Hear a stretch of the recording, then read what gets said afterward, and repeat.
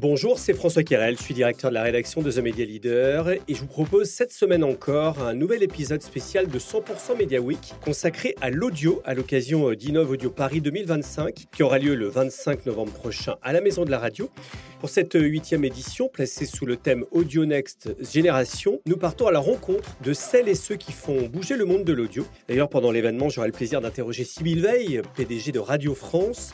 Marques, agences, médias, régies et créateurs, tous participent à une transformation majeure où le son devient un média d'influence, de performance et d'émotion. Pour ce deuxième épisode d'Innov Audio Stories, focus sur la stratégie audio du groupe Le Monde, qui a construit un écosystème exigeant avec un succès grandissant autour de 3 podcasts, dont les écoutes progressent de 9% sur un an. Le podcast quotidien L'Heure du Monde, premier podcast d'actualité en France avec 1,6 million d'écoutes mensuelles. Le Goût de M en hebdo et puis Chaleur humaine autour du défi climatique. J'ai interrogé Elisabeth Siadella, directrice générale de M Publicité, la Régie du Monde, et Justine Verbroek, directrice marketing et stratégie, qui nous dévoilent leur stratégie justement, et notamment une étude auprès des auditeurs. On les écoute. C'est un format, en fait, les podcasts, si on essaie de faire un bilan qui s'inscrit et qui nourrit complètement le lien et l'engagement avec les audiences. Quelques données issues d'une étude pour l'illustrer. 40% des auditeurs partagent les épisodes avec leurs proches. Plus de 60% écoutent d'une traite les contenus. Et c'est vrai que ce qui explique aussi la pertinence, enfin le succès, c'est la pertinence et la solidité de la promesse de nos marques et comment les podcasts s'inscrivent dans cette mission qui est à la fois d'informer et d'inspirer. On le voit au travers de ce que les auditeurs nous disent. Par exemple, pour Chaleur humaine, on a des verbatims quand on interroge les auditeurs qui vont aller vers des dimensions comme je m'instruis sans angoisser, ce qui est plutôt quelque chose de positif. Et puis, c'est aussi un lien privilégié qui est assez noté avec la rédaction parce que la rédaction parle directement. Donc, il y a cette notion de proximité qui est aussi une notion qui est très valorisée dans ce que peuvent dire les auditeurs et qui construit aussi ce succès. Compléter ce que vient de dire Elisabeth, en allant plus loin sur cette même étude qu'on a réalisée et qui illustre en fait qu'il y a vraiment un attachement profond aux propositions éditoriales du groupe. On a 70% de nos auditeurs qui placent les podcasts du Monde dans leur top 5 de tous les podcasts qu'ils écoutent. Donc ça montre voilà, cet attachement par rapport à nos titres. Et cette étude, elle nous a aussi permis d'en savoir plus sur qui nous écoute. Et notamment des jeunes, puisqu'on a des auditeurs qui sont plus jeunes que la moyenne, avec 40% de moins de 35 ans, c'est plus 16 points que la moyenne des auditeurs en France, mais aussi plus premium avec 54% de CSP+. Et cet attachement et ces audiences donc engagées et qualifiées, en fait, elles constituent un puissant levier publicitaire. D'autant plus que on a pu constater que 78% de nos auditeurs ont juste la présence de la publicité dans les podcasts adaptés. Donc, il n'y a pas de frein par rapport à cette publicité au sein de nos écosystèmes. Autre donnée qu'on a pu avoir lors de cette étude. Le modèle du Monde, il est aussi dans un service aux abonnés avec une forte ambition. D'abord, est-ce que la volonté, c'est que ça reste gratuit? Et quel effet ça a sur le recrutement et la fidélisation de vos abonnés? Parce que ça, c'est quand même un enjeu important. En contribuant en effet à multiplier les points de contact et les supports sur lesquels les contenus de cette marque qu'est Le Monde peuvent être consommés, si on peut employer ce mot-là.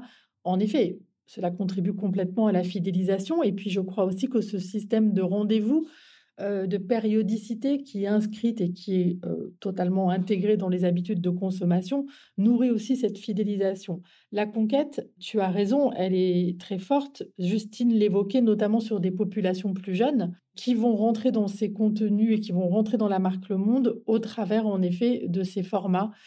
On parle en effet beaucoup de L'Heure du Monde, mais c'est le cas pour Le Goût de M, c'est le cas aussi pour Chaleur humaine, en effet, sur le fait de pouvoir capter des nouvelles audiences qui contribuent bien sûr à cette stratégie de conquête. Et je pense qu'aujourd'hui, le chiffre, c'est 1 sur 2, c'est 50% des gens qui écoutent le podcast qui sont abonnés. La grande référence qui fait rêver tous les grands groupes de presse internationaux, c'est évidemment la réussite du New York Times, qui en a fait un vrai modèle, alors effectivement avec un bassin d'auditeurs potentiels anglophones qui est quand même beaucoup plus important, mais crois que derrière, c'est devenu carrément un média dans le média, aujourd'hui. Est-ce que c'est des choses qui vous font rêver, qui vous font inspirer? Et est-ce que ça peut devenir, comme ça l'est au New York Times demain, entre guillemets, «un vrai centre de profit» aujourd'hui, pour un grand groupe média comme Le Monde? Je crois en fait que ce que tu évoques, ça rejoint aussi, de façon assez directe la façon dont, Le Monde et le groupe développent sa stratégie audio et vidéo et la façon dont on peut demain articuler, les formats qui vont dessiner l'ambition que l'on va avoir pour les années à venir. Alors je ne vais pas parler pour le New York Times, mais, bien évidemment qu'on regarde et on regarde toutes les success stories parce que c'est toujours riche d'enseignements. Mais, ce sujet d'investir ces formats audiovisuels, en fait, avec, une, présence renforcée, sur ce segment audiovisuel est bien évidemment, un élément très fort de la stratégie du Monde.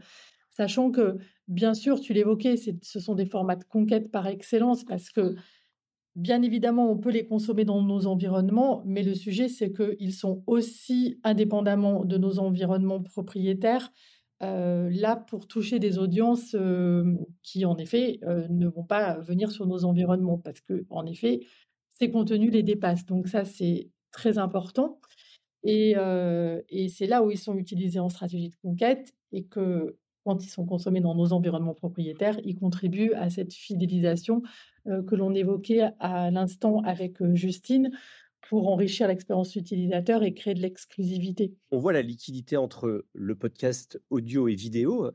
D'ailleurs, Mmh. par exemple, un acteur comme Spotify et même Acast, met un peu le poids du corps là-dessus. Est-ce que demain, les podcasts que vous avez aujourd'hui vont avoir des versions vidéo? Est-ce que vous réfléchissez à des formats comme ceux-là? Parce qu'on voit bien que notamment grâce à l'audience drainée sur YouTube, on voit que ça permet aussi d'aller chercher d'autres auditeurs qui ne sont pas forcément sur les plateformes de podcast. Mais en effet, on sait aujourd'hui que, les podcasts sont de plus en plus, regardés et on a aujourd'hui aussi l'ambition d'aller, plus loin dans ce croisement, audio et vidéo. Ils sont plus regardés parce que ça traduit, cette attente d'incarnation. Au-delà de la voix, on veut voir la personne et on a fait l'expérience avec Chaleur humaine, et les performances, elles ont traduit exactement, ce qu'on vient de dire. C'est qu'il y a eu 2 fois plus de vidéos vues que d'écoutes. Donc on est, clairement dans cette lignée-là et c'est quelque chose qu'on va accélérer, qu'on va développer. En tout cas, on prend ce chemin-là, mais on va voir comment on va le faire. De M pourrait être en version vidéo aussi, par exemple? Le goût de M, c'est un bon exemple, sachant que je ne sais pas si tu l'écoutes, mais très souvent, il rentre dans l'intérieur de personnalités, et de ce point de vue-là, il y a un sujet, en effet, de comment est-ce que tu intègres de la vidéo dès lors que tu es chez quelqu'un et souvent chez quelqu'un qui a une très grosse communauté ou qui a une très forte notoriété. Donc il faut quand même résoudre cette équation. Cela veut dire aussi que le goût de M travaille pour aller justement, traiter ce sujet du goût, mais possiblement en sortant en effet de, l'intimité d'une personnalité qui va, témoigner chez elle. Donc oui, il y a des premières expériences pour aller traduire quel est le goût d'un restaurant, le goût d'un chef, le goût de personnalités qui, travaillent, justement dans cet univers de la food. Donc des exemples comme ça seront demain tout à fait en phase avec le fait d'intégrer de la vidéo. Voilà, InnovAudio Stories reviendra vendredi prochain avec un 3e épisode, avec 2 régies radio, avant de vous retrouver évidemment le 25 novembre prochain à la Maison de la Radio pour InnovAudio Paris 2025, organisé par la CPM et Médiamétrie. Le programme est à retrouver sur innovaudioparis.fr.